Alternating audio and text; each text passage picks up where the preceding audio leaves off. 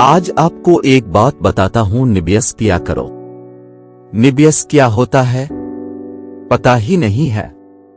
निबियस कहते हैं, नबी ने फरमाया खजूरों को पानी में भिगो कर रखो, सुबह उसकी गुठली निकालकर इसको पानी में मसल लो। ये निबियस है।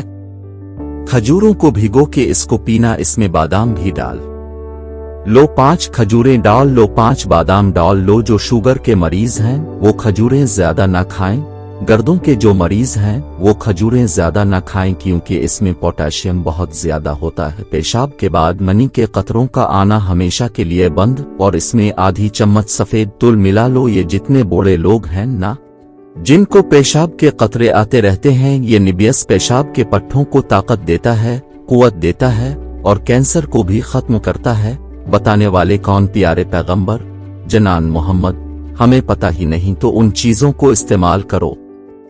आज मैं आप लोगों को मसाने की कमजोरी का इलाज बताने वाला हूं, जिसकी वजह से आप लोगों को पेशाब के साथ साथ मनी और पेशाब के कतरे आते हैं, और आपको मुबाशरत के वक्त भी ऐसी मुश्किलात का सामना होता है जिसकी वजह से आप लोग मसाने की कमजोरी का शिकार हो जाए हैं। बेइरादा पेशाब का खारिज होना, पेशाब का निकल जाना।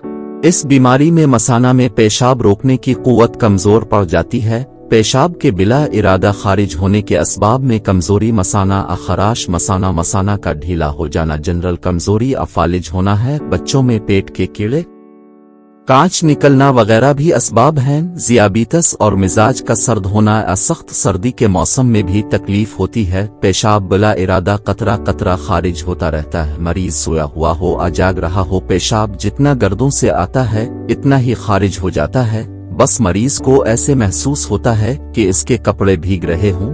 सौंफ 3 ग्राम खाने के बाद चबा लिया करें।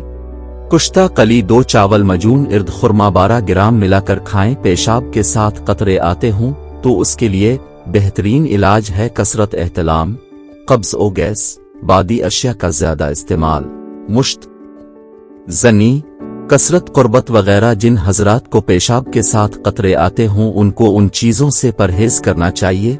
सकील और बादी अशिया, गर्म और तली हुई अशिया और फुश मवाद। तो हमें इन सब चीजों का ख्याल रखना चाहिए, तभी हम इस मर्ज से छुटकारा हासिल कर सकते हैं।